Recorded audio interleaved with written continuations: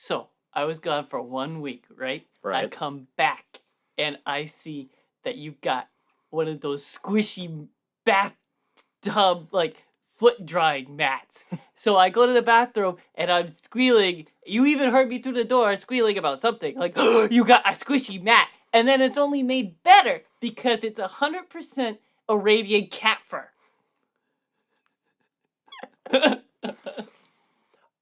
I shaved the Persian cats myself for the mat. Nice. Did you? If I can't have a cat in this apartment because of my lease, I will still have a cat here in spirit. This all started because you and your roommate were arguing about the 100 different ways to skin a cat. And you were like, no, watch! No, it's because we always wanted to have a pussy around. Why buy a comic that might cost more than a dime? Come meet the brothers who are here to waste your time. Welcome back to the Dime Comic Bros podcast. You're leaving that in, you little shit. That was good. That's fine. You're the one so freaking butt tight about, we can't have slurs or swear words in the opening 5 minutes because YouTube will demonetize us in the 20 years it takes to actually get monetized. And then you're here dropping slurs and swear words. It's not a slur. It's not a slur. Yeah, but that I am the arbiter of how raunchy we get. So it fits in line with my role in the group. So fuck you. You just wanted to call yourself the arbiter. You always wanted to be the arbiter for Halloween, didn't you? Didn't you? So I can't do the voice. No, I can't. Dude, oh my gosh, I can't remember the voice actors. Keith David. God voice. He's one of those guys. He's just got the goated voice. Anyways, welcome back to Dime Comic Bros podcast. I am your co-host Spencer, joined by my special co-host Jacob. I am a very special co-host. He is very special. We are not joined by Colin this week. We said we were going to have all three of us last week, but we lied because Colin's a liar. And because he's a filthy liar, he has to pay a penalty for being a filthy liar. No. We got to explain the penalty. That's what I'm getting to. So, because this is the first episode in November, and we're a bunch of terminally online children, it's not November. Terminally online children, also known as Redditors. Yes, that one. So, in true spirit of our kind, it's not November. Oh, yeah. Typically speaking, we like to do some sort of a contest on this show because we're children, and we like yelling at each other for being horny. So, in previous years, it's been, whoever lasts the longest... a monetary... Or lasts the least longest... has to... A monetary gentleman's wager? Something like that. Yes. Last year, I lost the month. I nutted first, and Jacob nutted last, so I had to buy him a book of his choice. I ended up getting him the Lock and Key complete collection slipcase thingy for $60 at Jetpack. It would have been the Lock and Key compendium because it sounds so cool, but I wanted the collection of trade paperbacks. It is a very nice collection. The more annoying thing with that, though, is that there are other books in that universe now. Yep. There's only a couple, but they're not in the slipcase. One of That's them annoying. And was like, what? Where did this come out? Yeah. Joe Hill's a wacky guy. Anywho, this year we decided we had gone through a few different ideas. Having Jacob really wanted to have. I wanted the big fat orange wiffle ball bat, not the thin skinny yellow ones, because those hurt. But if you get the big fat chunker orange wiffle ball bat, it makes a nice bonk sound, and it doesn't hurt. We wouldn't lose many brain cells with each bonk. And it would be really funny if the three of us just sat here actually bonking each other, with actual orange wiffle ball bats. Well, we don't have a lot of brain cells to lose, so... True. The budget is tight in that area. Also, I hit every single dollar store, Family Dollar, Dollar General, Dollar Tree, Dollar whatever. I could not find a single freaking orange wiffle ball bat! Yeah, I even tried Walmart. They expect the young kids, the tykes, I think the bat you're thinking of is from Fisher Price. They're expecting those kids to just grow up so much and start playing with these big, strong adult man wiffle ball bats just so early in life. They're taking away our children's innocence by making them play with big wiffle ball bats. It's a legit strategy playing wiffle ball. Do you play with the skinny yellow one and have a harder time hitting the ball, or do you hit it with the orange one? Have a guaranteed hit, but it doesn't go as far. Anyway. We also considered using empty, 1 liter bottles, but we came up with this genius idea. I came up with. You probably did. Every good idea we have is Jacob's. This is fact. So we have a mason jar, and we are going to be putting in money every time someone else on the podcast bonks you. So say, it has to be a legit bonk. Yeah, you can't just sit here and be like, bonk. You said the word bonk. So, for example, say, Jacob, come up, give me a scenario where I would get horny. We're talking about Andor, and Morbius Mommy comes on screen. Ooh, she's really hot. Bonk! So then, I have to put in a quarter into the mason jar. So one, it makes a nice sound effect for the recording. Hopefully it doesn't completely fry our microphone. And at the end of the month, we are going to count up the money. The last man standing wins the pot. Yes. So that way it's a little bit more fair. It's a little bit cheaper for us po' boys. Yeah, exactly. It's cheaper and it's fun for the recording. And because Colin is not here, he does get an immediate bonk. Like I said, because he lied. I still think it needs an immediate $1.25. 5 bonks. That's a bit much. 5 bonks for not being Okay, here. fine, 5 bonks. So, just for that, Jacob, would you like to do the honors and give Colin his penalty bonks? So, Colin now has a debt to the jar. Because if you don't show up... Venmo you. If you don't show up for an episode of the podcast, we know it's because you're jerking off. So that's why he's getting bonked. Now, moving on into the actual podcast. Wait, we can't assume he's doing the deed. Yes, we can. Then he automatically loses NNN. He's not the last man standing. Nah, I'm sure he is. He's off looking at old magazines. Let's say that, you know? Oh, boy. Okay, so it is a news episode. A nude news dudes episode. I want to bonk you on that one, but I'm not gonna. You can't do that. That's not fair. So, starting off from Marvel.com, the first trailer and poster for Marvel Studios' Ant-Man and the Wasp: Quantumania has arrived, reuniting the Ant fam once again for another adventure. I thought that was a typo. I thought it said Ant Farm. I was like, that's a terrible pun. In the film, which officially kicks off Phase 5 of the MCU, superhero partners Scott Lang, played by Paul Rudd, and Hope Van Dyne, played by Evangeline Lilly, return to continue their adventures as Ant-Man and the Wasp. Together with Hope's parents Hank Pym, Michael Douglas, and Janet Van Dyne, Michelle Pfeiffer, the family finds themselves exploring the quantum realm, interacting with strange new creatures, and embarking on an adventure that will push them beyond the limits of what they thought was possible. Jonathan Majors joins the adventures as Kang. Big and small things await. Ant-Man and the Wasp: Quantumania arrives in theaters on February 17th, 2023. I saw it. The trailer. You saw the trailer? I saw the trailer. You did. It was after you were saying, wow, movie looks like movie. Movie go brrrr.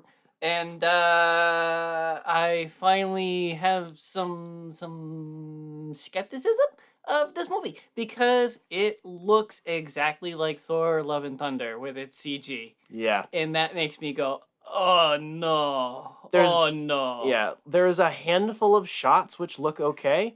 And I get, obviously, they're in an entirely fictional realm. Of course, it's going to basically all be CG. It's going to be hard to CG. Maybe you can make the argument that it's still early, but... But we also were saying that about the Thor: Love and Thunder trailers, because there was a couple of really good-looking shots, and then most of it looked bad. And it didn't improve from the trailers. And it literally looks like Thor: Love and Thunder. Yeah. Which released like that. So... This is true. So that's a red flag for me. Yeah, I agree with you. That was huge. I have a thing for, I believe her name is Catherine Newton, the actress who they recast to play Cassie. Because she's literally the same age as the person playing her now. Yeah. It was dumb to recast her. It's very, because the... and very unfair. Yeah, because the actor who they had play her in Endgame was like not to be rude, but like a lower level, like regular, actor. Nothing terribly exciting. And then I'm guessing somewhere in the production of this movie, they realized they wanted to utilize her as a superhero. And then they're like, well, we need a leading actor. And like, I get that as a business decision, but also you kind of don't. It just was really weird. And more so that she didn't she found out that she was recast when the internet found out. They didn't send her a letter or give her a phone call and be like, hey, We only got you for the one movie, and we're not really interested in continuing our partnership with you, because of X, Y, and Z reasons. Like, something halfway reasonable. So that's a big red flag for me. But also, Catherine Newton's really fucking hot. Fuck! I was waiting for it. So I do have a soft spot for that, but I don't know. There's something about the movie which does intrigue me with the fact that they chose this movie to introduce Kang as an actual villain threat, like the bad version of this character. And I think there's opportunities for that to make this movie a bit less of a freaking walking 10-year-old meme fest like the last two movies were.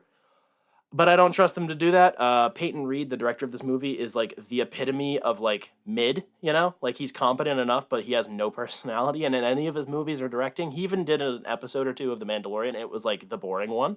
Oof. So that's a red flag for me. The suits look even worse. They get more complicated every time, and they all look so dumb. Apparently, this one's made out of the stupid nanotech. Jello. Oh. And it's like, that makes sense for that character, but I don't care. I don't know. Kang himself does look good, though. Jonathan Majors is already very interesting in this role. I really like He Who Remains from Loki.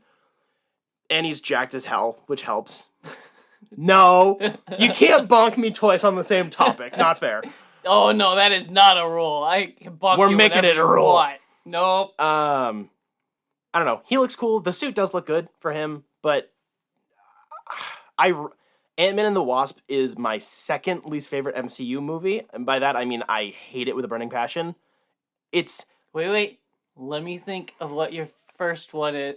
It can't be Love and Thunder. It is Love and Thunder. Dang. Love and Thunder is the worst MCU movie. I thought that was just assumed as, not even counting. Nope. Thor: Love and Thunder and Ant-Man and the Wasp is above it on a tier just purely based on the fact that the director hasn't insulted the VFX artists. At least the director was like, nope, this is my movie. I don't like the movie, and I think it's boring and stupid and does all the things I don't want the Ant-Man movies to be. But I'll give it respect for at least doing its own thing, even though it does it poorly. Interesting. Yeah, no. Don't like it. I don't like where they've taken these characters. I like Paul Rudd. Everyone likes Paul Rudd. No one, dislikes Paul Rudd. I saw him in a weird-ass cyberpunk movie one time, and he was a doctor with another doctor, and I think I even read that they based their performance off of Hawkeye and BJ Weird. from MASH, and it was really funny. He's had it some was the really best part of that movie. He's had some really good roles, especially my favorite would have been in I believe 40-Year-Old Virgin. He's great in that. He's a great comedic actor, and he's a pretty good dramatic one too. I just don't really like what the MCU has done with Scott Lang. I'm just not a fan. I don't like the movies. Whatever. Not looking great, and frankly, the poster for this movie looks like a Boss Logic poster. I used to like Boss Logic. He seems like a pretty cool guy. He's the most popular fan edit type guy. And no shame on him for doing what he does, but the poster looks bad. The concept is okay, but the execution looks disgustingly poor quality. Not looking great. All three of us are gonna watch this, and I want to do bingo cards on this one, but man, I hope this movie proves me wrong, but I have been bitching and moaning about this movie since it was announced, and I'm probably going to be bitching and moaning until it's well past out. I think this was the movie. I think it was Mute, the Netflix exclusive movie, but I can't find enough pictures. I don't know. Anyway. No clue.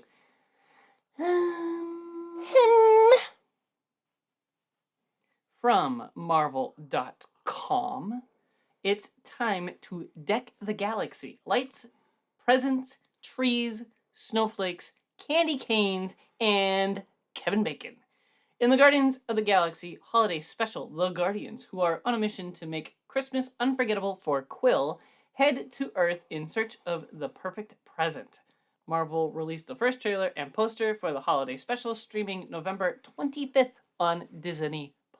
I'm excited for this. I saw this trailer too, and my biggest takeaway, my most excited hot take is Cosmo the Russian space doggy. I agree with that. Doge. Finally. He looked good too. Yeah, there was a little cameo, I think it was in the original movie, he was in one of the tanks or whatever. I'm glad they're finally going with that. The thing about this that actually makes me not excited, but like interested more than I would be normally, is it actually looks like a TV special. Like, it looks like this was made with way more practical effects and, like, low-budget stuff than the Guardians movies are, because they basically said, hey, James, here's $5 million, make a thing for an hour. So, I don't know. That's appealing. It actually feels like it's, like, just a little thing, you know? It's a quick little pop in a pan. It's a connective... Flash in a pan. It's a connective tissue between the end of Guardian... It was between the end of Endgame and Guardians 3, because that's a big old gap. Like, there's a huge, big old gap there. Yeah. So that's cool. I don't know, Kevin Bacon memes. Except for the cameo in Love and Thunder. Fuck off. This has no connectivity to that. The poster does look like ass, though, but that doesn't mean anything, really. Dang. It just means the marketing isn't great. It just means that they were spoofing the Hallmark movies. Sure, we'll say that. I don't know. I like... James Gunn doesn't always hit... I've said this plenty of times before. Sometimes he doesn't hit quite the right spot for me, but like it's just a preference thing. He's clearly a guy who has a lot of talent and a lot of interest in these characters, and these characters are great in this universe. They're really good adaptations. It's fun. They got good memes. I want to ask Cosmo who's a good boy. Cosmo is a good boy. Cosmo's a good boy. Probably. Well, maybe what if he's a bad boy? I don't care. He's still a good boy. Groot being thick was pretty funny for a second there. Wacky stuff. I was more impressed that they waited so long for the release date for this, because we just found out when this was coming out, when the trailer came out, and it's in like 2 weeks, basically. By the time this episode, it's the November 25th. That's like 3.5 weeks. Yes. I don't know, because they had said, oh, November, December, maybe, and like there was no date until this trailer. That's weird. Exclusive from Deadline.com. After writing and producing the first 2 Venom films, Kelly Marcel is ready to make the jump into the director's chair, as sources tell Deadline. She is set to helm Marvel and Sony Pictures' Venom, starring Tom Hardy. Venom 3. Yes, I said Venom. You said Venom. And Sony Pictures' Venom 3, starring Tom Hardy. Marcel and Hardy will also produce, with Marvel writing the screenplay from a story by Marcel and Hardy. Avi Arad, Matt Tolmack, Amy Pascal, and Hutch Parker are also producing. I actually have a hot take here. That's 5 people producing? That's a pretty normal thing. There's always a lot of producers. Especially for big blockbuster movies, there's always a shit ton of producers. All right. No, I was just curious. My hot take here is, one, I don't actually really care that she's stepping into the director's chair. It's the fact that there's only 2 writers' credits, because the other movies have had numerous writers. The first movie was like notorious for being in development hell for like 15 years. Right. So because it went through so many revisions, it had to have it was like 10 writers or some shit. Marcel has obviously worked on all of these, and her gelling with what Tom Hardy wants to do is cool synergy that I'm into. And if it's only written by those 2, that actually gives me more hope than caring who's in the director's chair. Like, the first one was bad to mid, and the second one was also bad to mid, but I liked that it was Andy Serkis directing, even though it was also it was a thing, you know? That movie wasn't good. It was just a thing. But, like, I don't know. I like Tom Hardy in the role, so if he wants to do more stuff with this writer, then I think that's a cool thing. Yep. Another exclusive from Deadline.com. This feels like old news. I'm surprised we're just getting to it now. Maybe I'm just... It was rumored it leaked like a month ago, and I didn't want to cover it because I wanted to get rid of the leaks and rumor stuff. Yeah. It's finally official. Harrison Ford will be taking over the Marvel role of General Thaddeus Thunderbolt Ross, beginning with Phase 5 title Captain America: The New Order. Ford's General Ross is a top-ranking military official, first introduced in the Marvel Comics in 1962, who comes to lead the team of anti-heroes known as the Thunderbolts. The actor assumes the role played by Oscar winner William Hurt in films ranging from 2008's The Incredible Hulk through 2021's Black Widow, prior to his death in March 2022 at age 71. MCU stans are going to despise this only because Harrison Ford does not give a fuck. So every interview when they go, so when is Spider-Man gonna show up in this movie? He's gonna go, I don't even know who the fuck that is. That's gonna be hilarious to watch. Harrison Ford has only cared about Indiana Jones. He has never cared for any of the characters he's played, like, ever, and he always tells everyone to go fuck themselves. Yeah. So that's gonna be hilarious to watch. He's the man. Otherwise, this makes sense. They needed somebody to take over the role because the last actor died. Also, it turns out that William Hurt was like a massive piece of shit, so that's cool. When are they gonna bring back Liv Tyler as his kid? Damn it. I mean, same, but yeah. I don't know. Like, I think this is good. It's good that they decided to continue with the role. I don't think they're gonna touch the Red Hulk stuff, but I think continuing to have a YouTube channel I like, Nando V Movies made a video about this, which I'll plug. But like in the MCU, Thunderbolt Ross hasn't really been a Hulk enemy. He's more so just been like generally against superheroes, which I think has been pretty cool actually. It makes it a little bit less, helps balance the Hulk out. right. Instead of it being like a really Hulk-centric dynamic, it's partially because of that, but also he's always been against superheroes, and it's continued in all of his other appearances. He's a petty asshole. Right. And I don't know, it makes sense. It was, I think I memed about this when Thunderbolts officially got announced, and it's like, but the guy that the team's named after is dead. Like, what the fuck? Right. So this is something. I don't know. It makes sense that they're going to do it. I'm sure he's only going to probably be in the, like, 2 movies. If he's going to be in New World Order, he's going to be in Thunderbolts. If he wasn't, that would be a funny meme. But, like, that might be it. You know, 2, 3 roles tops, which makes sense. Harrison Ford isn't really big on franchises, so. Thunderbolts is really weird setup anyway. Yeah, Thunderbolts is in a weird spot. They've got a lot of heavy lifting to do to get to where they want to be. Yeah. So, I don't know, man. I don't really care. It's so far away anyway. Yeah. Exclusive from Variety.com. The Batman... You said come. I said .com. I should bonk you for that. Fuck Play you. it back! Fuck you. The Batman spin-off series about Arkham Asylum at HBO Max has brought on Antonio Campos as its new writer, Variety has learned exclusively from sources. Sources also say that Campos will direct and serve as showrunner/executive producer on the series. Hey, we need a writer, a director, showrunner, and executive producer on every... just do all the things on the show. I mean, that's pretty normal when it comes to, like, shows like this. That's a pretty normal strategy.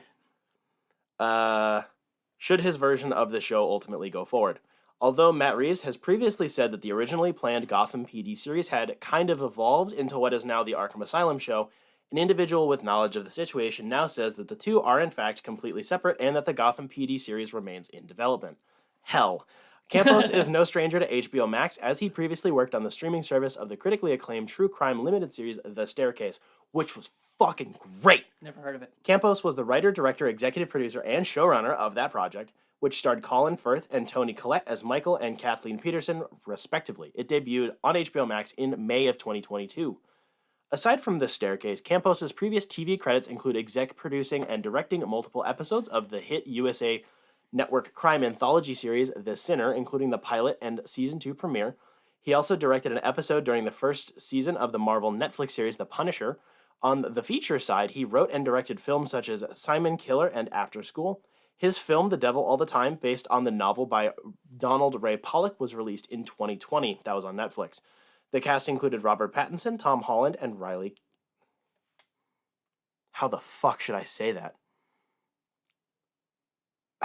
French? What is this? Q? Yeah. Keough. Riley Keough. Campos co-wrote the film with Paulos Campos, which I believe is his wife, ? Okay, so The Devil All the Time was bad, but it was mostly in the writing and editing department. The performances were actually really good, and the visuals were pretty solid. The vibe was there, but the book was also kind of busted in terms of, like, structure, so it made sense that the movie was non-functioning, so I wouldn't really hold that against him. I don't know. I think this is a good pick for this. Also, we just get news about it. It's actually happening. Arkham Asylum go. Yes. Exclusive from HollywoodReporter.com.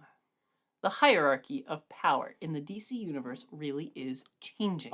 He said the thing. I was reading and not even listening to my own voice. What did I say? The hierarchy of the DC universe is about to change. Society, am I right?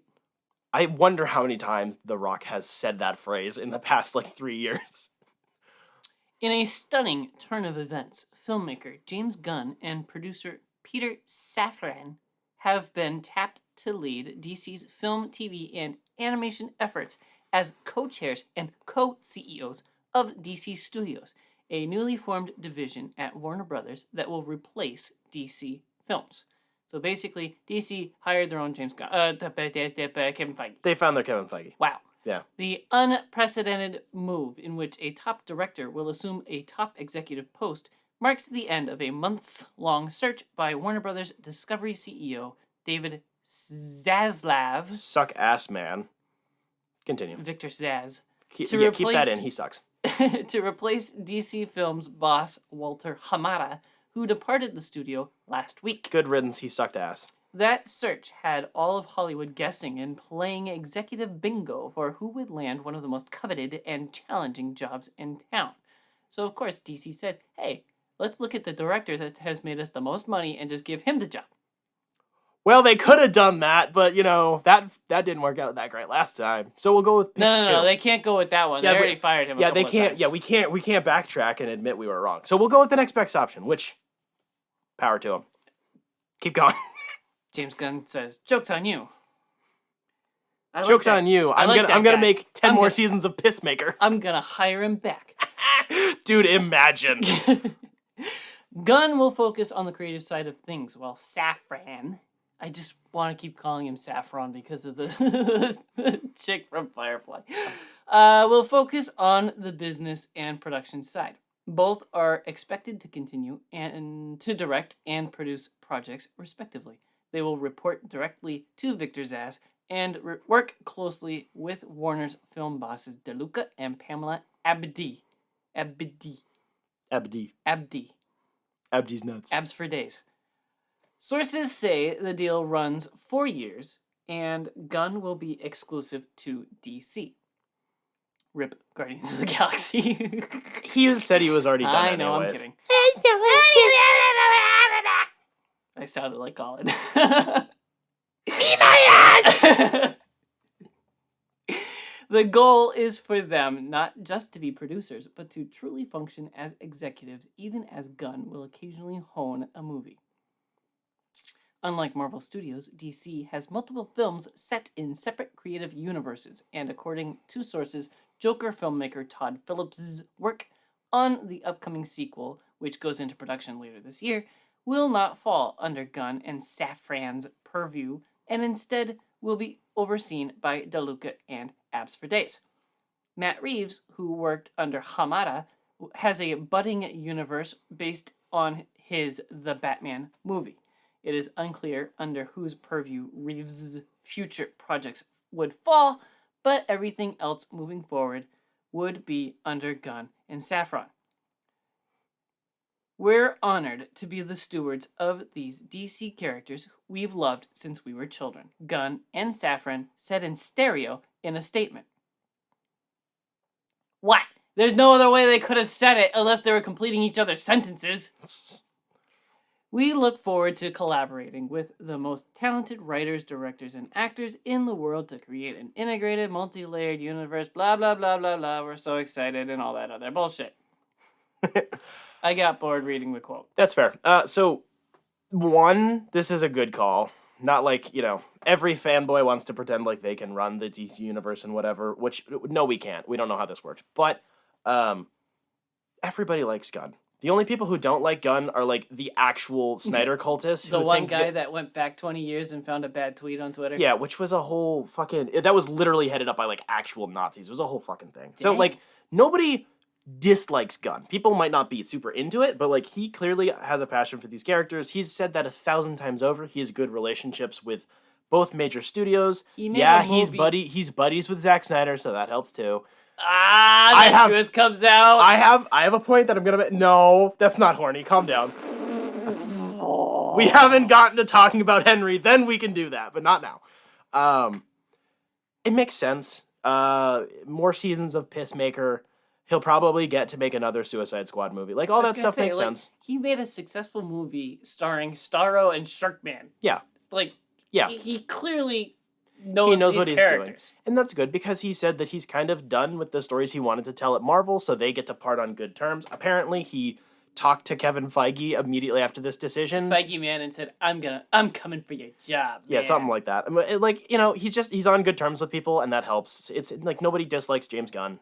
and it seems like that's on the behind the scenes aspect as well, which is good for like communication and workflow. And it's also only for like 4 years, which makes sense. So that way there's time to shift stuff around as needed. Kevin, remember that time you allowed a TV show that poked fun at you for being an artificial AI? I want that. He's literally. I'm gonna do that. He's literally in the Harley Quinn animated show. So yes, it's already happened.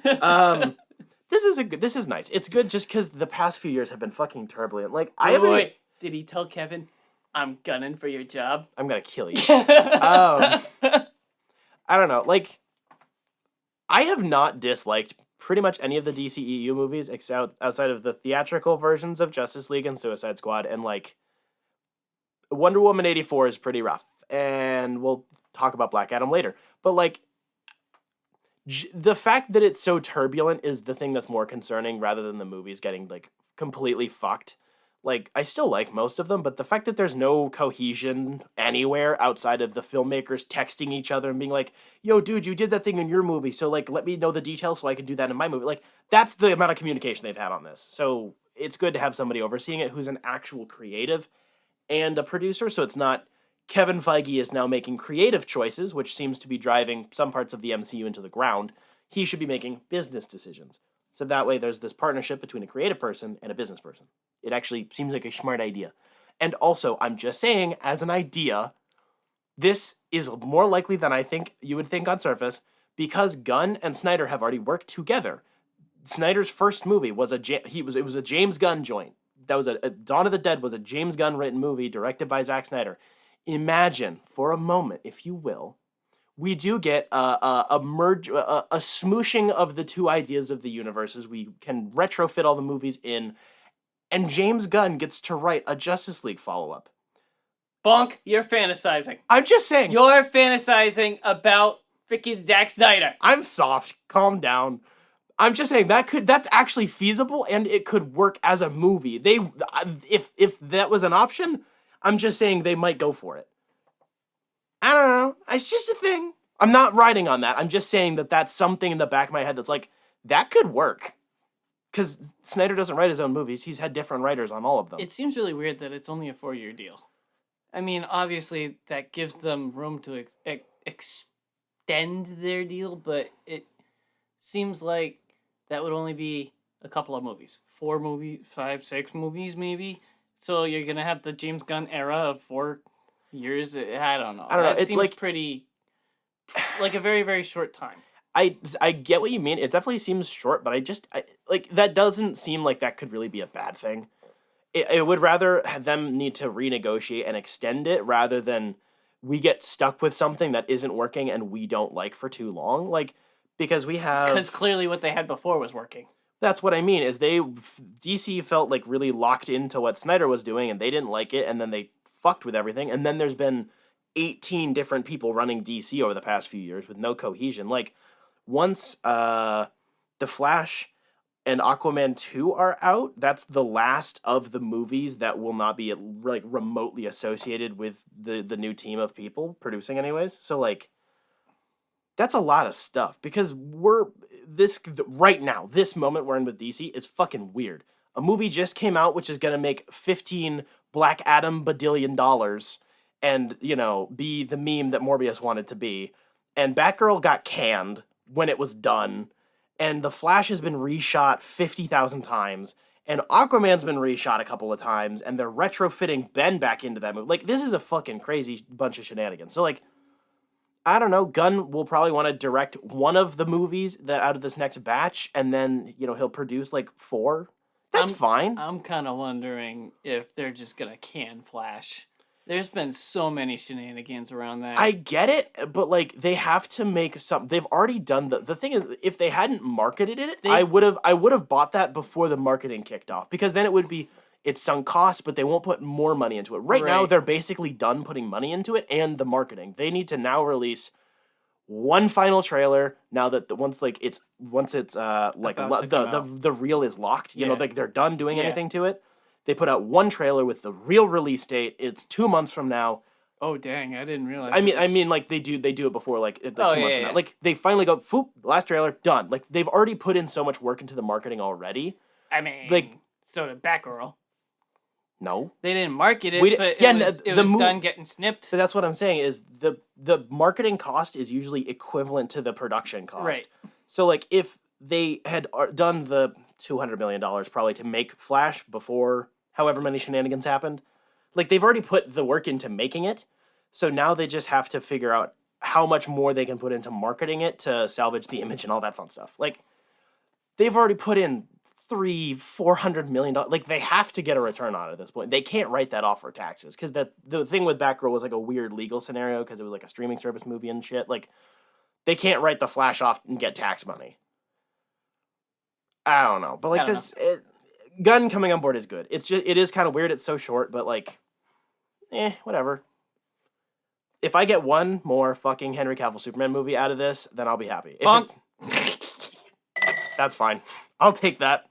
Exclusive from HollywoodReporter.com. In the wake of parting ways with director Bassem Tariq 2 weeks ago, the studio is pressing pause on the vampire adventure thriller that is to star Oscar winner Mahershala Ali. Marvel is temporarily shutting down production-related activities in Atlanta, where the project was to have shot starting in November, while it conducts a search for a filmmaker and further develops the feature. They're overhauling the script because the actor isn't happy with the script and they need a fucking director. There have been rumors on a couple of directors, but I don't want to cover those until it's official. That paragraph did not say the name of the movie, Blade. The Blade movie. Blade movie. Blade. Wow, more Makes development hell for Blade. Blade's having a rough time, man. Exclusive from Deadline.com. Image Comics' best-selling series Geiger, created by Jeff Johns and Gary Frank, will be adapted for TV by Justin Simon, or Simeon, alongside Johns for Paramount Television Studios. Set in the year 2050, Geiger centers around a radioactive family man named Tariq Geiger, who spends his days and nights doing anything he must to protect the fallout shelter housing his family. I said it. I said the thing. Fallout. Bottles. Bottle caps. Where did I leave off? When Geiger fights off a group of violent scavengers, he faces the wrath of the criminal empire they are connected to. Johns will write the pilot, serve as showrunner, and executive produce alongside Jamie Iraklianos. I don't have a third one. For Mad Ghost and Frank. This series is really good. Okay. Have you read it? Nope. You should read it. It sounds like Fallout. It's really good. I don't like Jeff Johns can kill himself at this point in life. Yowzers. He can go Roblox himself. I'm annoyed that he's going to be attached to this as a showrunner, but also like he's the one that wrote it. Yeah, so I guess it's fair. It's a good series. It's not even that long. It's like I think it's like sub 50 issues. It's good stuff. Interesting. Do you want me to just give you 3 bonks now? No. From Deadline.com. Henry Cavill has made it official that he's back as Superman. The teased... Fuck me in the ass. That does not count as a bonk. Fuck you. I didn't say anything. I know, but you were thinking it. No, I wasn't. I was trying to figure out what this paragraph is trying to say. It's because Deadline puts their title is part of the words. It's dumb.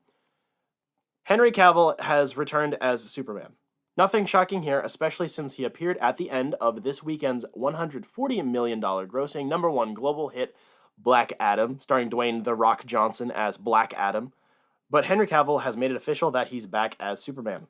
The teased sequel is that Dwayne Johnson's anti-hero and the Man of Steel are poised to go at it in part 2 of Black Adam. That's a bit of conjecture. This is in no way a surprise. We told you this was in the works back in May 2020, despite some at Warner Bros. Throwing furniture at the time, upset the Deadline went with the news so early. I do remember covering that.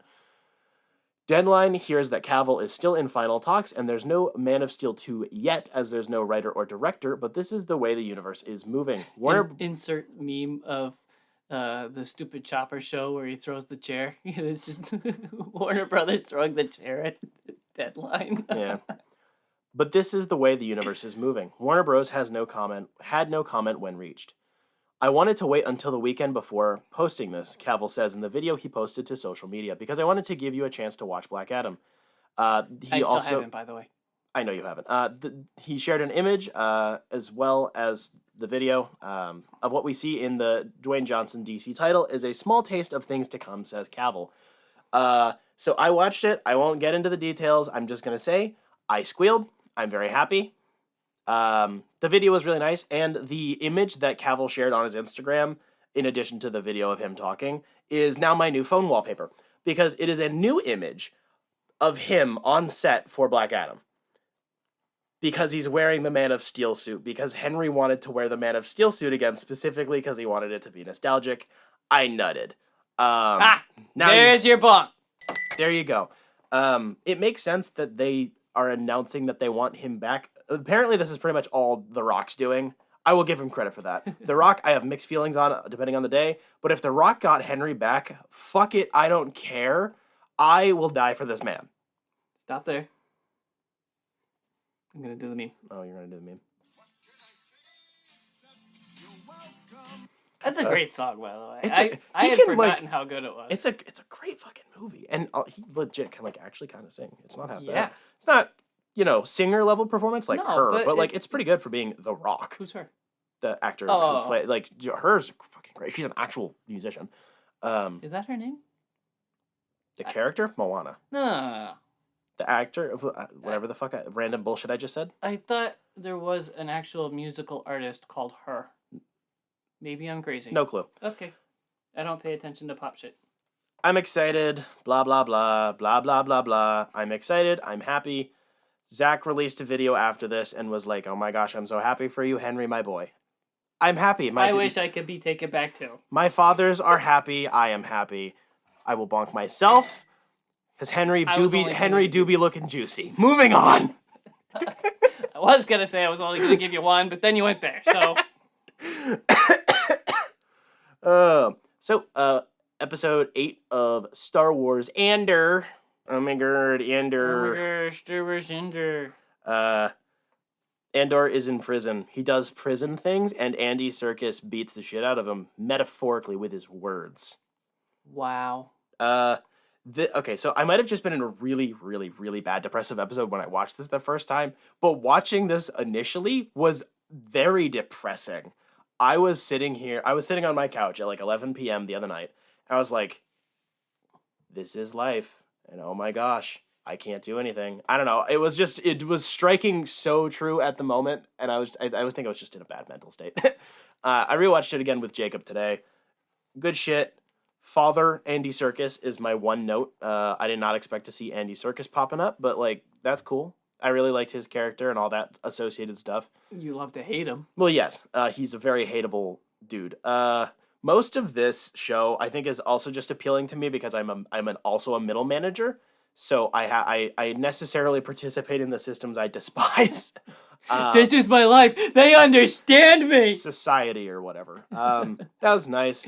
The Cyril Karn, the ex-rent-a-cop, I genuinely thought that we were going to get he's going to see how the Empire is bad and he's going to be a rebel or something. It's like, nope, he's doubling down. He's getting worse. So that's cool. That didn't go where I expected. The balls.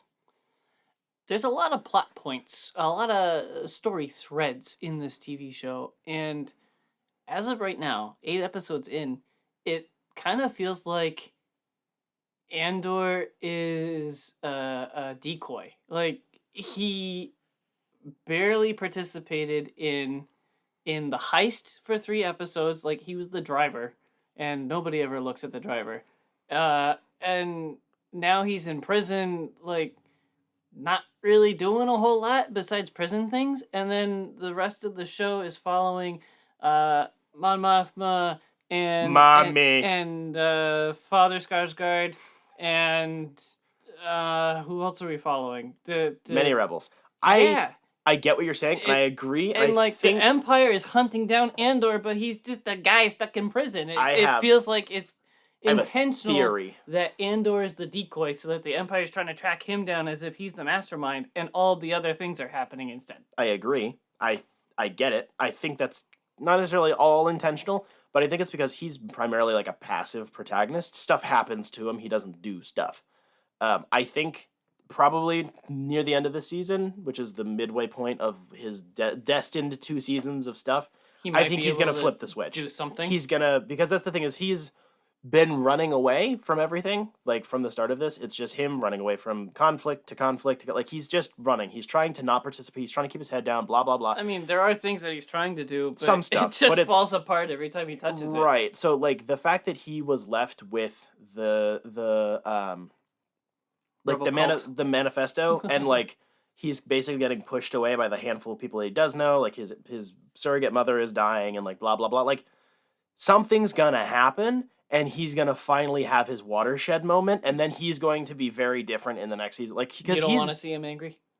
Yeah, exactly. Like he gets green when he's angry. Exactly. Like he's been sitting here the whole time. Like he knows stuff is wrong here, and he's been doing little things here and there to like push back, but like not really anything substantial. Like that's something that Father Skarsgård said in episode like 3 is like, would you rather continue like living your life running away and pushing back here and there, or would you rather like give everything all at once and actually make an impact? And I think that's the arc that he's building up to, is like the last couple of episodes he's gonna finally go like, fuck it, we do space communism now, baby, and then he goes and blows up the Death Star. You know what I mean? You know what I mean? Yeah. So like next season we're gonna get him being like actual, like I think he's gonna get into the like the real spy shit. We're gonna have him being like sneaky pew pew. Okay. I think. I don't know. Cool. Well, speaking of sneaky pew pew, we get Saw Gerrera. That scene. Okay, so aside from like, oh my god, cameo, that scene was fucking awesome. The performances were good. Yeah. Like whatever. The thing for me that was really appealing, it's just character building. And exactly. It's great. It was 2 middle-aged men like hashing out their various life and political disagreements, and like the whole thing is like, it's like a sense of like projection. Like they're talking about one thing, but they're not talking about that thing. Like they're putting personal jabs back and forth and like talking shit, but like they're trying to get to like the meat of the matter. And it's really digging into the fact that like Saw is like he's right. And he is one of the few people who's willing to go all in to actually win. But he's also like unnecessarily petty when it comes to other types of disagreements. He doesn't want to work with people he doesn't like. He doesn't want to work with people he has had previous disagreements with. And that's what's going to make him fuck up. Like Father Skarsgård was like, you're in a good place to bargain being like a guy sitting in a cold cave begging for scraps. Like when it comes to this type of a scenario, you need to take all the help you can get, and you need to learn which things are important to put aside and which things you can just let go and work towards a common goal. And like, oh my god, it's like a 1 minute long scene, and it was so fucking good. I'm coming. Bunk. It doesn't count. It's not You horny. said it! Fine, but it doesn't count. You are metaphorically nutting. I guess. In No Nut November. So we also, in addition to Andor, we watched... Whoa, that quick? You don't have any more takes? I'm not going to sit here and rant the whole time. No, I don't have that much, and I'm not going to, like, take 90% of the airtime. There's... I figured you would have at least one more point to... My only other real point is, oh my gosh, how are they going to do the prison break? Because it's inevitable we need a prison break. Is it going to be a big explosion-y prison break, or is it going to be a small, sneaky one? Is someone going to break him out? Is Andor smart enough to do it himself? Yeah, exactly. That's like, it's just general, like, plot speculation. Beyond that, like, it's fun. Father Skarsgård is going to hire Saw Gerrera to explode the prison and pick up Andor. Be like, hey, you need a new dude to work for you? I know where he is. That's feasible. Based on the continuity, that's feasible. I don't know. And then we get Saw Gerrera blowing shit up and looking cool. I do like Saw Gerrera blowing shit up and looking cool. Yeah. Speaking of Star Wars, we also watched Star Wars Tales of the Jedi, which is a collection of specials, I guess. Star Wars shorts. There are 6 Star Wars shorts / episodes that are varied in length. Spencer still wears Star Wars shorts. I said that earlier. If I could find good, like actual good quality underwear that was like, yeah, like we have dorky like kids shorts, but like they're for adults, I would wear those. But they don't. He would point at his Lightning McQueen bed and be like, get in, we're gonna do the sexy time. Exactly. Wearing his Star Wars shorts. And with my light up Buzz Lightyear shoes. Yes. Yeah, so it's 6 episodes about Ahsoka, Dooku, basically just Ahsoka and Dooku. Yeah, basically. The Ahsoka stuff is broken up by the Dooku stuff, but I was actually going to call that out and be like, I thought this was going to be all over the place on characters, but it was literally just Ahsoka and Dooku, which is fine. I get why they're doing it. It's because, so there's the they were right people. So you have your Dooku, your Qui-Gon, kind of your Obi-Wan, your Ahsoka, your Luke later in life. Like, there's certain people that hit the non-canonical gray Jedi thing. They don't follow the dogma of the Jedi, but the Jedi are kind of right, but also there are characters who are darker than Jedi, but they're still good. Like, and also not Inquisitors. Right. And she's very much so being hyped up to be like, because she has the white lightsabers. They have no color. You get it? She didn't have the white lightsabers. I am no Jedi, but I have... Well, yeah, not yet. She gets those later. But, like, I get why they're doing it. The only real gripe I have with that, despite the fact that I liked all of these shorts, and I like seeing Ahsoka, I like Ahsoka plenty, it really feels like Dave Filoni needs to calm the fuck down with shoving his favorite creation in everyone's face. Because this could have been all about Dooku and other Jedi of that time period, Sifo Dyas and Yoda and Yaddle and Mace Windu. Like, this could have been something even cooler than it was. But he really felt the need to put more Ahsoka in it than I think was necessary. This show pretty much happens before and during the Clone Wars prequel trilogy. Yeah, it starts off, aside from Ahsoka being born, which should not have been the beginning if you're going to go chronological. That's the only one that's chronologically out of order. I think that's because they wanted the Dooku stuff together. Yeah. It's just kind of annoying. It's a minor gripe. Like, I get why it happened. And if that's the concession you have to make, is Dave had a bunch of ideas he wanted to do, and they said, fine, is it half Ahsoka? Yeah, it's half Ahsoka. Okay, fine, full send. I get it. But the Dooku shit is so fucking good! It is really good. I'm coming. Spencer resigns. He just quits. He loses already. I always lose. The Dooku stuff is good on its own. It's frustrating because the Ahsoka stuff is heavily ingrained in the Clone Wars stuff, which is fine. That's where she started from. But the second episode especially literally chops up moments of different seasons that happen in Clone Wars. Like, it ends with... The last 2 episodes especially. It's like a series of montages, kind of? Yeah. And, like, they take place between... The second episode ended with her walking into a fight scene that seemed monumental, but I had no idea because I haven't seen all the Clone Wars stuff. Yeah, so it's like, Spencer's like, do you remember this part? I'm like, I haven't seen it, so it went over my head yet again. Like, because they are all a series of vignettes would be the correct way to put it. Yes. They're all vignettes. The stuff with Dooku also hops all over the place. I too drink vinegar.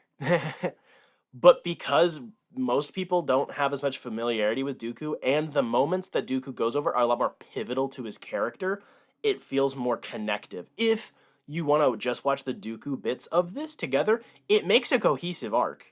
Despite the fact that it's only like 6 shorts, and this is like an hour and a half's worth of content, Dooku has moments of doubt about the system of the Republic and the Jedi being lapdogs for the Republic. Like, they're being used as cops, basically, and he's like, this is dumb and gay and cringe. And then he has more doubts when Qui-Gon, like, bumps up against a Sith Lord and is like, the fuck's going on out there? Why are the Jedi not taking this seriously and stuff? Yep. And then off screen, he gets up with Palpatine or Sidious and is like, yo, let me be your guy. And then off screen, Dooku gets with Sidious and is becoming his apprentice and stuff and starts falling out with the Jedi. He demeets the Camino archives. All of the stuff with him and Sifo Dyas and ordering the clone army we know of from the movies. And then it ends with him, like, fully cutting ties with the Jedi, killing a Jedi Master, and leaving. Like, it's a cohesive arc. Ahsoka's not really. Like, it has her birth and, like, some early childhood stuff. Some of her key memories, I guess, with Anakin, like, learning how to train and stuff like that, which is good. I liked it, but, like, it doesn't... It just kind of pops around. The Ahsoka parts feel more like Dave was like, shit, this is a cool scene I could have added into a Clone Wars episode, and I forgot. Yeah. Or it got, like left on the editing floor. It definitely feels like these should be somehow cut into Clone Wars. Right. And it would be seamless. And the Dooku stuff doesn't really work like that, because, well, one, the Clone Wars takes place in a different time period. Right. And, like, the only times that we get flashbacks to stuff with younger Dooku and Qui-Gon is they're like, in-canon flashbacks. It's, like, Obi-Wan tripping balls or something. So, like, it doesn't string together like that. I don't know. That's just a gripe. It's nice to have. Like, this is quaint, I guess. Like, it's a cute little thing.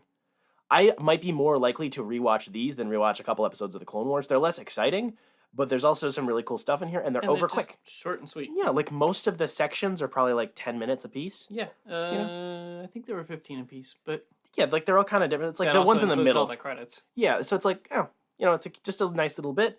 It was nice having, I don't remember his name, but the voice actor who does Dooku in the Clone Wars was voicing Dooku again. That was really nice. And then Liam Neeson played regular Qui-Gon, and then his son played younger Qui-Gon, which was nice. I don't know. Those two are like my favorite Jedi pairing, period. The books surrounding Dooku and his quote-unquote fall, if you want to be really hyperbolic about it, like all the stuff around Dooku and Qui-Gon's relationship to the Jedi Order and the prophecy and all that stuff is so freaking interesting. And I'm glad that they went into it, but like, I kind of wish it was all about that, because that would have been cool. Or if it was more segmented and like every single segment was about a different Jedi. Actually have it be Tales of the Jedi, Do the title. So it would have been, whoa, this one's with Yoda. This one's with Obi-Wan. This one's with Barriss Offee. I don't know. Like, just pick, or you could just pick all random ones that aren't main characters, and it's just a cute little collection of little lightsaber whooshy-whooshies. Yes. It was fun, though. No real complaints. Okay, I just had complaints, but like, I don't know. It looked good. The animation was gorgeous. No complaints there at all. Fucking, that animation style has evolved into, like, perfection. Goated with the sauce, as the kids might say. Jacob, what else have you been doing? Poggers is what the kids say. Nobody says poggers in real life. And it should stay that way. Pog is great to use online or in text, but do not say pog in real life. Why? PogChamp. Because it's cringe. The whole stupid thing is cringe. I know, but like, keep it online. It's in the context it was made for. What do you go to your wedding and you're like, this is so pog? No, if you say that, I hope you get left at the altar. As an outtake, you were giving me a hard time about not swiping while I was off on my Canadian spy mission because I was in a new area and a different pool. But as I was thinking about that, I was like, man, he's right. I should have just changed my bio to, hey, I just met you and this is crazy. I live thousands of miles away, so call me maybe. So you should date me. I can write better bios for you. Contract me as a writer. I will sell you so good on the market for pennies, but a few pennies. Good pennies. Anyway. Shiny pennies. I read a book. Huh? I actually chose a great week to review this because Colin is not here. Oh, thank God. I read Beta Ray Bill. Oh, thank God. Colin would be nutting so much you couldn't talk. Written by Daniel Warren Johnson. It came out in 2021. There are 5 issues. So hot. Horse cock. Bunk. No. Come on. I'm not into horse cock. Fuck you. It's a funny meme. Are. No, it's a funny meme. Sif is an indestructible, immortal goddess, and she's like, I don't think I want to hit that. Like, come on. You're lying. She's lying. This is not the first time you and Colin have gone off on this one page. It's so funny. In the book. But he's such a sad little horse boy. And it's so fucking funny. Because it's like, I want to get Daniel a coffee date and be like, I have to ask. I will not tell a single soul. But because Beta Ray Bill is very horse-faced, his people don't normally look like that. Does that also mean, and because, Sif didn't want to go to bed with him, even though she thought that she did, but then she realized that might not work out, does he just have, like, a massive horse cock? And I want his reaction. I need to know! See, we've been hoping to get an interview with him someday. And, one, the secret is out now, so he knows not to react to the question when we ask him in the interview, but also, if he hears this, he'll probably just never interview with us. So, nice going. You're welcome. You're so welcome. Do you think his wife didn't ask that question? She's like, honey, what does this thing mean? You think his wife reads his books? She goes, does it pay? Okay, cool. Do whatever you want. Maybe every once in a while, you know? I don't know. You're telling me nobody's ever asked him. Nobody at Marvel, some degenerate, like, Deadpool writer was like, I bet Beta Ray Bill got a horse cock, doesn't he? There's no way no one's done that. Anyway, you and Colin had hyped up this book so much and only mentioned horsecock, so... No, we talked about so many other parts. I was very confused. Also the horse balls. Sorry, I'm done. Read the book, and there was literally one page of horsecock shaming. The rest of the book is about how Beta Ray Bill doesn't have a hammer, and he goes off on a space adventure, and it's a lot of fun. His ship wants to fuck him. It's true, but still, I'll take it. Like the ship wants to take it. I'm up to $2 now. See, I was sweating bullets because I had to make it through this review without being bonked, and you're just taking all the bonks for me. It's great. You're welcome. I'm a big target. It's easy for me. No. I was kidding. Yeah, joke's on you. Small dick. But effective. Sure. The ship wants to bone him. Yes. Him and his spaceship go on an adventure. His ship is walking around as kind of an AI, but also a robot, and there's some cool black magic bullshit where his ship can transform into all kinds of different shapes and sizes. Jacob, I need you to talk about the best part of this book. Wait! Odin has a brewery. I missed that part. You're dumb. Okay. Continue. I especially liked about the ship that it transformed itself into like a battleship as they're trying to float down a lava river. That was really cool. There were definitely some weird vibes with the AI because it had recorded every single interaction it ever had with Beta Ray Bill and like all his super cool fight scene montages, and it was really weird how thirsty his ship was for him. I really don't know much about Beta Ray Bill. It felt like I was jumping in the middle of something because his hammer's missing, but there was no explanation of why or how. His ship makes him a super cool hammer, and that's really cool. He fights somebody at the end. Who does he fight? Surtur. Yeah, he fights Surtur at the end. Surtur's You like, killed my family. Prepare to die. No, you want my sword. That's my sword. I want the sword. I'm gonna fight you for it. So, what's his name? The guy with the gun. Scourge. Yeah. Shoots Surtur with the ship that's transformed itself into a freaking gun. Yeah. Ship gun. No, railgun. A railgun. They rail Surtur so hard with the ship gun. Fine.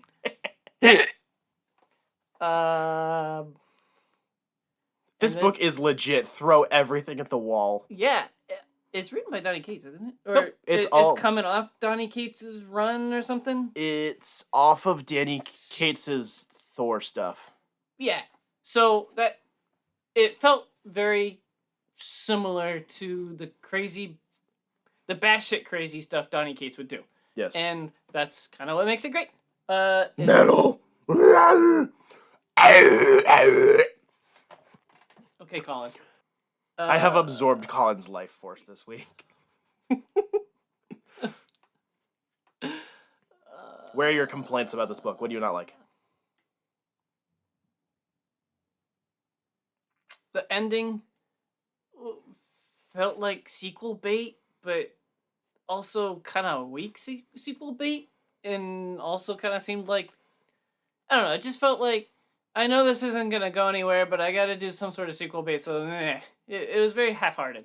Yeah, I think it seems like every Beta Ray Bill series has just been like a short mini-series, so it seems like kind of a necessary thing, where it's like, fine, I'll set up something for the next writer, if they pick it up in 5 years. I just didn't like that it felt like it was coming off from something and trying to connect to something else. It would have been so much better if it was 5 issues of Beta Ray Bill goes on an adventure written by Daniel Warren Johnson. That's what I want. That's the name. Yes. But did you like the little moment at the end where he's like, look, I'm pretty now, and then he looks in the mirror, and then doesn't he's still... fuck Sif? No. I meant more the fact that he still is ugly on the inside because he doesn't like himself. I like that one. That hit pretty nasty. I was like, oh, look, he's all handsome now. And then he's looking in his reflection and he like, nothing's changed. Like him getting a better sword doesn't change his self-loathing. Appearance. Right. He's still like, I am ugly and on the inside. The horse cock is on the inside. It's a metaphor. I'm done. You read the meme book, okay? This was my favorite book of last year. So dang. All right. Last year was kind of rough. It was either this or it was. I think you mean your favorite book that released last year, not that you read last year. Yeah, no, just okay, really. Right. It was this and the first volume of the Swamp Thing. Yeah. We're pretty tied. Yeah. That was great. So how much you buy? How much you buy for this book for? Got it for free from the library. Wow. And let's see how much it usually costs. 16 probably.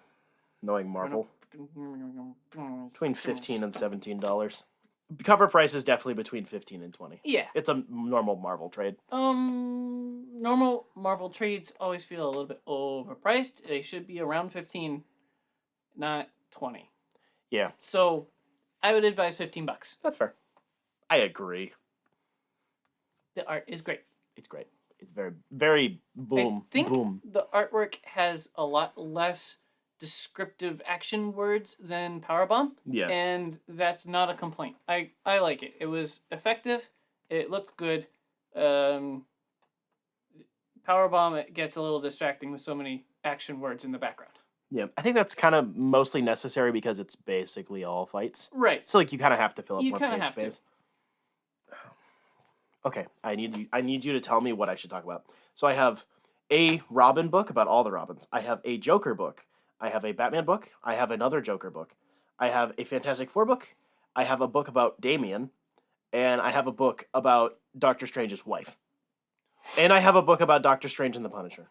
Do you think you can do a double pump or None a of them shotgun? fit together well. The 2 Doctor Strange books. I guess I can. The I 2 can Joker try. books. Fine, fine. I'll do the 2 Doctor Stranges, kind of. Let me pull that up. I didn't get it. Wait, the book is right next to me. You fucking moron. Discount double check that shit. So these books are about the same size as the one that you read, but because I'm special and I have way too much crap, I'm gonna try to pump it out real quick. You know. So I read Doctor Strange / The Punisher. The Punisher. The Punisher. Doctor Strange / The Punisher. Magic Bullets. It is a 4-issue miniseries by Some guy. John Barber with art by Another guy. Jason Murr, Andrea Briccardo, Dominique Santon, Andres Mosso, and Andrew Crossley. I'm assuming that includes the inkers and colorists as well. There's multiple artists on this book. Basically, you know how Doctor Strange does magic and the Punisher uses bullets? What if they switched? Magic bullets. You following? Basically, this book has the most boring-ass, retarded plot I've read in my life. That's too bad. I figured they were going to swap powers, do like a Freaky Friday thing, and be Not like, quite. how does the Punisher magic and how does Doctor Strange do with a freaking grenade launcher? A little bit more so that's the thing, is Doctor Strange has been doing a bunch of melee stuff in the past few years because like his magic powers are weak or whatever, before he died, of course. So he's using an axe, which is fun. Cut that out. Nope. Basically, there's some mob people. They want to summon demons and bring hell on Earth or whatever. The usual jargon. And Doctor Strange wants the Punisher's help because... Sorry, the Punisher wants Doctor Strange's help because the Punisher doesn't have experience with demons, and the Doctor Strange doesn't have a lot of experience with mob people. So they work together, and they do a little bit of, you know, you should try this thing because what you do is actually ineffective in this scenario stuff. But, like, for the most part, honestly, this was really disappointing. It has the Saturday morning cartoon. This is a contained romp that has nothing to do with anything and is clearly low effort energy to it, which could have worked, but it does feel like kind of so low effort here that it's kind of unenjoyable. I was going to say the artwork looks cartoony, too. The artwork done by various artists in the different issues is fine at best, honestly. Some of it's pretty rough. Some of the designs are inconsistent. The proportions are off. There's something about this book. In concept, it sounds like this is a... Daniel Warren Johnson makes a proposal to Marvel, and they go, fine, we trust you, but this sounds retarded. And then it's good. Like, this is a weird concept that sounds like one of the people involved had to push for it to be made, but nothing outside of the covers really scream high effort here for anybody. And I don't want to be insulting about it, but like this is really, it's just kind of boring. It's 4 issues long with 2 of my favorite Marvel characters, and it's boring. If I was looking very vaguely at it, I would say it's a Deadpool book because of the art style. It's very over the top, and it's just kind of weird. It just looks goofy, and goofy is not a good adjective for a Doctor Strange and Punisher book. Yeah, not really. There's some comedic interactions that are pretty good. The character interplay is fine enough, but I was pretty disappointed by this. I bought it for $16 at Jetpack. This is clearance bin sub $5 book. Ooh, not even half price, $8? Nah, like $5.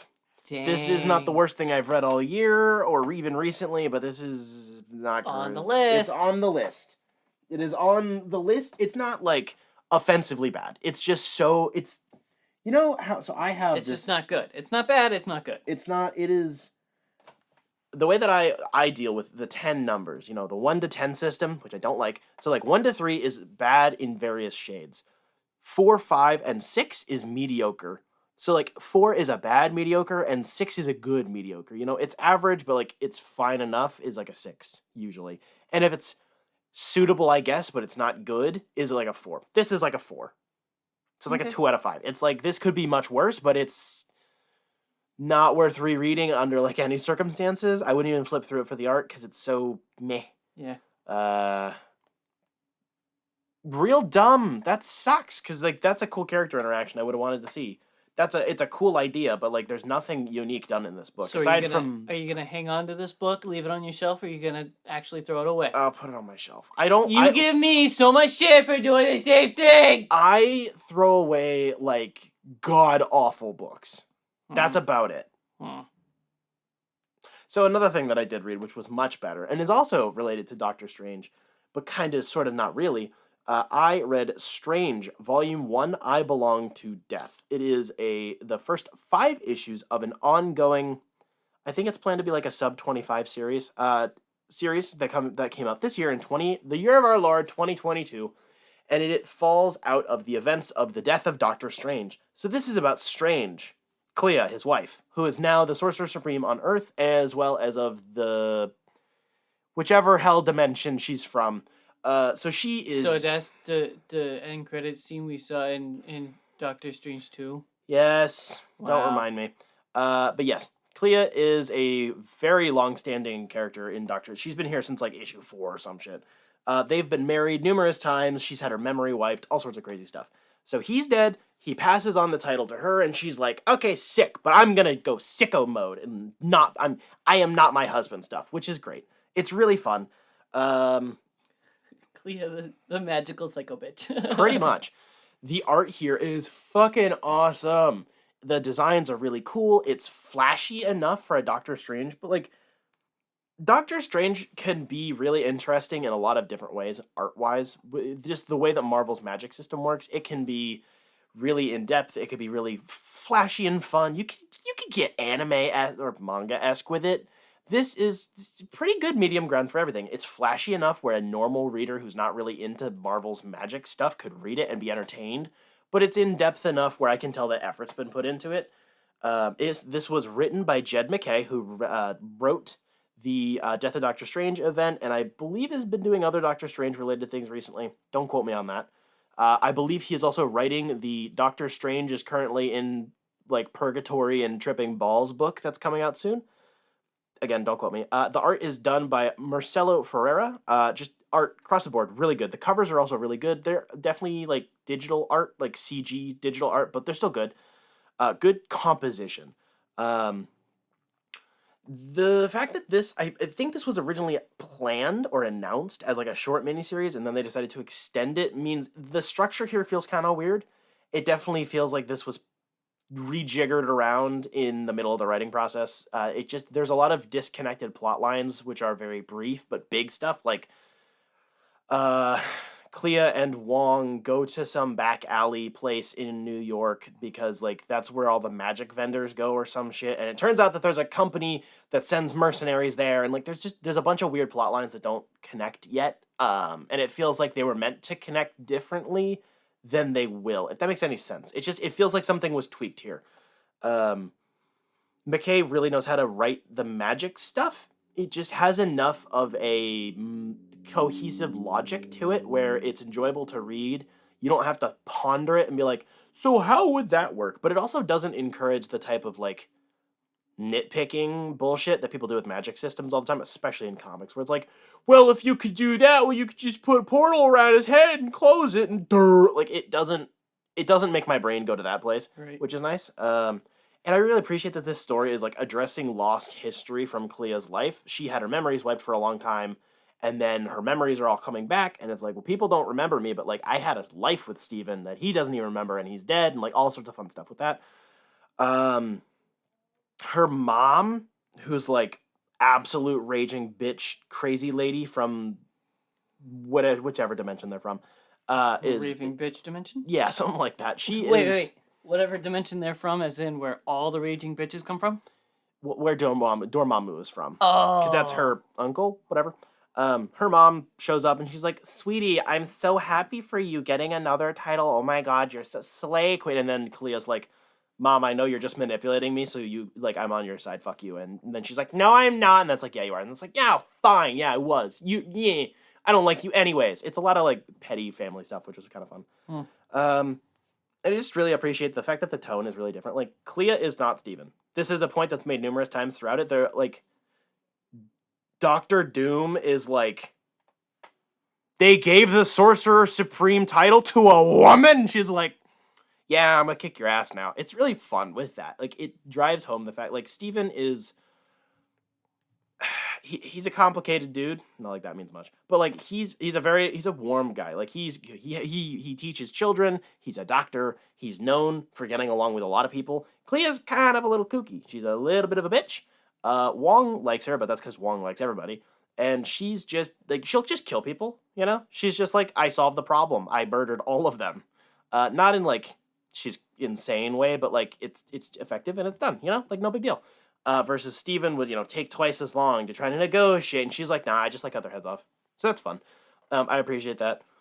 It's going into clearly a lot more plot stuff. Like I said, I think it's going to be like 15 to 20 issues probably by the time it's done. It doesn't feel like it's going to be a 52-issue omnibus. It's like, it's not that big.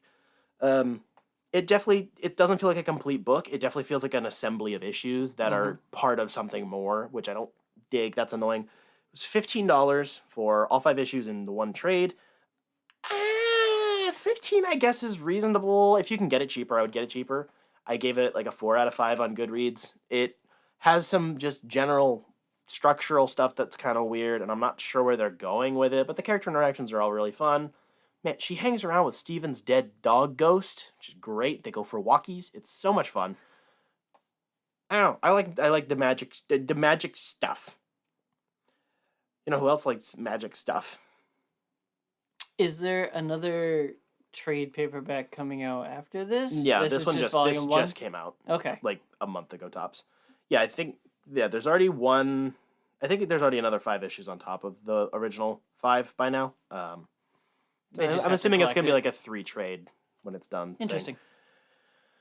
You know who else likes magic and stuff? Our patrons. Particularly, Jeff Lawrence likes magic. So our patrons, they give us money.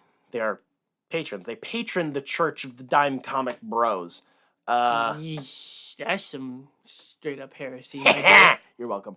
If you would like to financially support this show, help keep the lights on, convince Colin to show up for episodes, buy us a pizza, I don't know. You can go to patreon.com/dimecomicbros. We have a bunch of different tiers with a bunch of different perks. You get mentioned on all of our episodes. You get early access to this podcast, as well as Dime Gaming Bros, which is the podcast that Jacob and I do once a month where we talk about games and shit. You also get exclusive access to Dime Comic Bros Happy Hour, which is the question mark podcast segment thing that we do after Dime Comic Bros, where we sit down, we have a beer or a cup of coffee, And just shoot the breeze. We talk about some random bullshit. We decompress from the hard life of podcasting. So it's a lot of sex jokes mostly. Sometimes we'll have a prompt. We'll talk. A couple weeks ago, we talked about how to make the perfect hot dog. That was fun. You mentioned mentions, but did not mention the patrons. We have two. Jeff Lawrence and Caitlin. And Caitlin just bumped their donation up from the $5 tier to the $15 tier, which means... absolutely bananas crazy. Yeah, why were you giving us money? And also means I need to get on getting the rest of those perks because I don't even remember what they are. I'm professional. I got to get on top of that. We need to hire a new admin, and that is why we ask you, the listener, to send us money. Dude, imagine if we could pay an editor. Oh my gosh. That makes life so much easier. Just a business administrator. Just like... upload the episode for us, run the Patreon, don't steal our money. Yep, that'd be nice. We need our own Karen page. No. What, are you afraid of one of us dating Karen Page? Our Karen harassing our own Karen Page? I don't sexually harass people in the workplace, only at home. That's fine. Yeah, it's fine. Yeah. That's why Colin's not here, because you sexually harassed him too hard last night. Yeah, I'm sure. Also, a big thank you goes out to our partners over at Jetpack Comics and Games in downtown Rochester, New Hampshire. We don't sexually harass them either. We don't. Not in the business, anyway. I promise we don't. Here at home, we can verbally sexually harass them. A little bit. They let us put up our posters, and they boost our podcast, and they hook us up with some cool stuff. And, they provide us with our addiction. Yeah. We get top priority on needing any good recommendations. You know, yeah, seriously. They like. Have you had a bad recommendation from them ever? I mean, there's been stuff I haven't enjoyed, but like it's never been like bad. Yeah. So go visit them. Send them all of your money for your weekly comics, your bi-weekly comics, your monthly comics, your bi-monthly comics, your collected editions, and then whatever the hell DC's Black Label is. That is a good point. Soft covers, hard covers, compendiums, omnibus, keychains, Funko Pops. I almost got you to do the thing. Lots of fun helmets and props and Captain America shields and stuff. This is fun setting you up for sexual jokes that you can't capitalize on. There you go. All sorts of games, board games, card games, video games, posters, all sorts of crazy stuff. They're just general good nerd comic shop. Go check them out. Send them your money. Slap the poster on the way in for good luck. That's why Colin's not here, because he forgot to slap the poster on his way out, and that banished him with bad luck. So now he has to find his way back to Jetpack through the Nether Realm so he can slap the poster and come back to the real world. Take Colin's life story as a message, fellow listener. If you would like to follow us on social media, we are on Twitter and Instagram with updates, news bits, funny behind-the-scenes stuff, links to our Patreon, links to all sorts of crazy stuff. Go check out our website at dimecomicbros.com. It gets updated, I swear.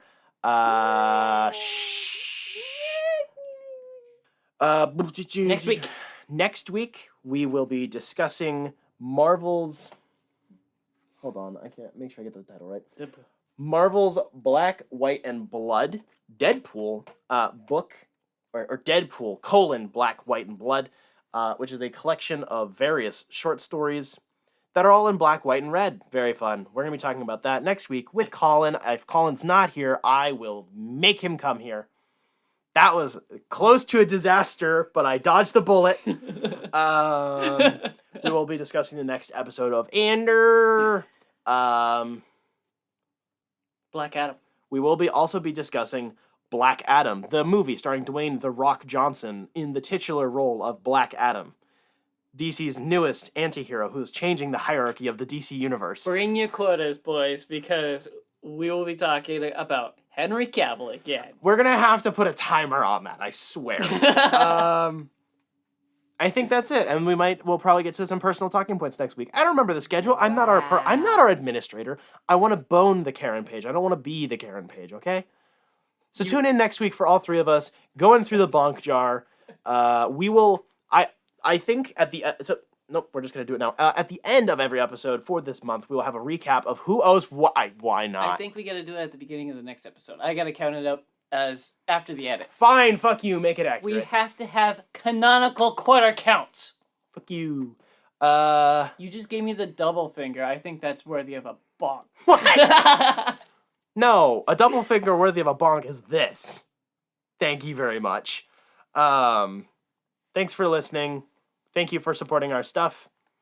There'll be more of us next week, we promise. Maybe. Probably. Definitely. For sure. Hopefully you had a fun, spooky month and watched lots of good horror movies. Unlike me, I watched a few good ones and a bunch of bad ones. Werewolf by Night. Very good. Halloween Ends. Very bad.